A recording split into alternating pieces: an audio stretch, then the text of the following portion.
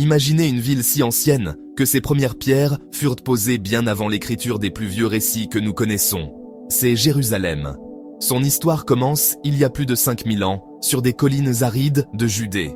Au début, ce n'était qu'un petit village, habité par un peuple appelé les Cananéens. Ils l'avaient nommé Urusalim, ce qui signifiait probablement fondé par le dieu Chalem. C'était un lieu modeste, loin des grands empires d'Égypte ou de Mésopotamie. Personne n'aurait pu deviner, à cette époque lointaine, que ce petit hameau deviendrait un jour le centre spirituel du monde pour des milliards de personnes. Ses premières murailles étaient simples, destinées à protéger ses habitants des dangers du désert et des tribus voisines. L'histoire de Jérusalem prend un tournant décisif il y a environ 3000 ans. Un jeune roi du nom de David, chef des tribus d'Israël, la conquiert. Il voit en elle le lieu parfait pour unir son royaume. C'était un choix stratégique brillant. La ville n'appartenait à aucune des 12 tribus. Elle pouvait donc devenir une capitale neutre pour tous. David y installe son trône et, plus important encore, il y apporte l'Arche d'Alliance. Cet objet sacré, qui contenait les tables des 10 commandements, a transformé Jérusalem. Elle n'était plus seulement une capitale politique, elle devenait le cœur religieux du peuple hébreu, la demeure terrestre de leur Dieu unique. Après David, son fils Salomon monte sur le trône. Il est connu pour sa sagesse, mais aussi pour ses grandes constructions. Salomon va réaliser le rêve de son père. Il fait bâtir un temple magnifique, le premier temple, pour abriter l'Arche d'Alliance. Les récits décrivent un édifice incroyable, couvert d'or et de bois, de cèdres précieux. Des artisans venus de tout le Proche-Orient, travaillant sur ce chantier monumental. Le temple de Salomon devient le lieu de prière le plus sacré du judaïsme. C'est ici que les sacrifices sont offerts, que les pèlerins affluent. La ville grandit et s'embellit autour de ce centre spirituel, devenant une cité prospère et renommée. Mais l'histoire de Jérusalem est faite de gloire et de larmes. Ce premier âge d'or ne dure pas éternellement. Après la mort de Salomon, le royaume se divise et s'affaiblit. La ville devient la cible de grands empires avides de conquête. Les Assyriens, les Babyloniens, tous veulent contrôler cette cité stratégique. Finalement, en 587 avant notre ère, le roi babylonien Nabuchodonosor II assiège Jérusalem. Il la détruit de fond en comble.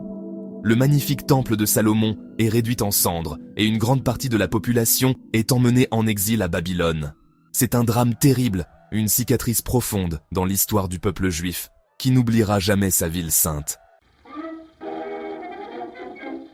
Après sa première destruction, Jérusalem n'est pas abandonnée. Elle renaît de ses cendres encore et encore. L'Empire perse conquiert Babylone et autorise les Juifs à rentrer chez eux. Un second temple est alors construit, plus modeste que le premier, mais tout aussi important. La ville est ensuite conquise par Alexandre le Grand, puis elle passe sous la domination des Grecs. Plus tard, c'est au tour des Romains d'imposer leurs lois. Chaque peuple, chaque empire, laisse sa marque sur les pierres et dans l'âme de la cité. Les Romains, grands bâtisseurs, transforment son visage. Le roi Hérode le Grand, placé au pouvoir par Rome, agrandit et embellit le second temple, le rendant plus spectaculaire que jamais. L'arrivée des Romains marque une période de grands bouleversements. La domination romaine est souvent brutale, et le peuple juif se révolte à plusieurs reprises. Ces révoltes sont écrasées dans le sang. En l'an 70 de notre ère, l'empereur Titus assiège Jérusalem et, une nouvelle fois, la ville est détruite. Le second temple est incendié, et il ne sera jamais reconstruit. C'est une catastrophe immense pour le judaïsme. Les Romains rasent la ville et la reconstruisent sous le nom d'Aelia Capitolina, une cité païenne interdite aux Juifs. Jérusalem semble avoir perdu son âme juive pour toujours. Mais même en exil, le peuple dispersé continuera de prier en se tournant vers elle. L'histoire change encore avec la montée du christianisme. L'empereur Constantin se convertit et fait du christianisme la religion de l'Empire romain. Sa mère, l'impératrice Hélène, vient en pèlerinage à Jérusalem. Elle y identifie les lieux saints de la vie de Jésus, le lieu de sa crucifixion et son tombeau. Constantin y fait construire une magnifique basilique, l'église du Saint-Sépulcre. Jérusalem devient alors la ville la plus sainte de la chrétienté, attirant des pèlerins de tout l'Empire.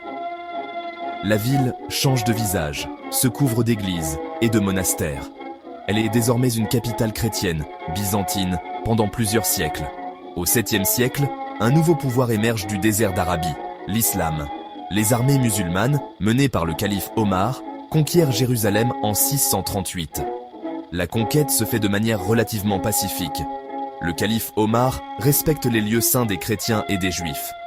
Il autorise même les juifs à revenir vivre dans la ville.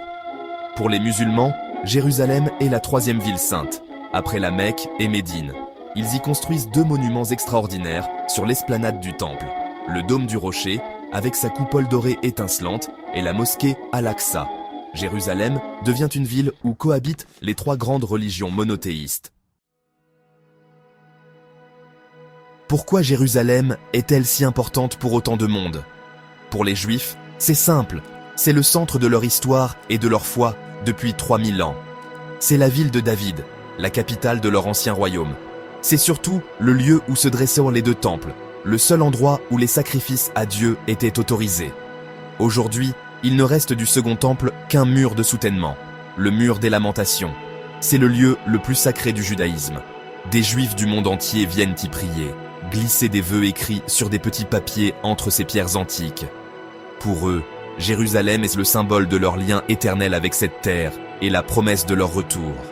Pour les chrétiens, Jérusalem est la ville où les événements les plus importants de leur foi ont eu lieu. C'est ici que Jésus a passé la dernière semaine de sa vie. Il y a prêché, partagé son dernier repas, la scène, avec ses disciples. Il a été arrêté, jugé, et a porté sa croix sur le chemin de la Via Dolorosa. C'est à Jérusalem qu'il a été crucifié et mis au tombeau, avant de ressusciter 3 jours plus tard, selon la foi chrétienne. L'église du Saint-Sépulcre, construite sur ce lieu précis, est le cœur du christianisme. Chaque année, des millions de pèlerins suivent les pas de Jésus, revivant les derniers moments de sa vie dans les rues de la vieille ville. Pour les musulmans, Jérusalem, qu'ils appellent Al-Quds, la Sainte, a une importance capitale. Elle fut la première direction de la prière, la Qibla, avant que celle-ci ne soit fixée vers la Mecque. Mais surtout, elle est liée à un événement miraculeux de la vie du prophète Mahomet, le voyage nocturne, l'Isra et l'ascension, le mirage. Selon la tradition, Mahomet a été transporté de la Mecque à Jérusalem en une nuit. De là, depuis le rocher qui se trouve aujourd'hui sous le dôme doré, il serait monté aux cieux pour rencontrer Dieu. L'esplanade des mosquées, avec le dôme du rocher et la mosquée Al-Aqsa, est donc le troisième lieu saint de l'islam. Un lieu de pèlerinage et de prière intense. Cette concentration unique de lieux saints fait de Jérusalem un endroit sans pareil. Dans un espace très réduit, à l'intérieur des murailles de la vieille ville, les symboles les plus sacrés de 3 religions se côtoient. On peut entendre l'appel à la prière du muezzin, le son des cloches des églises et les chants des prières juives au mur des lamentations, parfois au même moment. Cette proximité est à la fois une source de richesse spirituelle incroyable et une cause de tension profonde. Chaque communauté est attachée à ses pierres, à son histoire, et la gestion de cet héritage partagé est un défi permanent, un équilibre fragile qui a façonné des siècles de l'histoire de la ville. L'histoire de Jérusalem est marquée par une succession de conquêtes. Après les Arabes, ce sont les croisés venus d'Europe qui prennent la ville en 1099, au nom de la chrétienté. Leur conquête est très violente. Ils massacrent une grande partie des habitants musulmans et juifs et établissent un royaume chrétien qui durera près d'un siècle. Puis, le célèbre sultan Saladin reprend la ville pour l'islam en 1187, se montrant plus clément que ses prédécesseurs. La ville passe ensuite sous le contrôle des Mamelouks, puis en 1517, elle est intégrée au puissant empire ottoman. Les Ottomans la dirigeront pendant 400 ans, une longue période de stabilité relative. C'est le sultan Soliman le Magnifique qui fait construire les magnifiques remparts actuels de la vieille ville. Le XXe siècle apporte de nouveaux bouleversements. L'Empire ottoman s'effondre après la Première Guerre mondiale et Jérusalem passe sous administration britannique. C'est le début du mandat britannique. Pendant cette période, les tensions montent entre les communautés juives et arabes. En 1948, avec la fin du mandat et la création de l'État d'Israël, la guerre éclate. La ville est divisée en deux. Jérusalem-Ouest devient israélienne, tandis que Jérusalem-Est, y compris la vieille ville, est contrôlée par la Jordanie. Un mur, des barbelés, coupa la cité en deux pendant près de 20 ans. Les Juifs n'ont plus accès au mur des lamentations. En juin 1967, lors de la guerre des 6 jours, l'armée israélienne conquiert Jérusalem-Est et réunifie la ville sous son contrôle. Israël déclare Jérusalem sa capitale éternelle et indivisible. Cette décision n'est pas reconnue par une grande partie de la communauté internationale. Pour les Palestiniens, Jérusalem-Est doit devenir la capitale de leur futur État.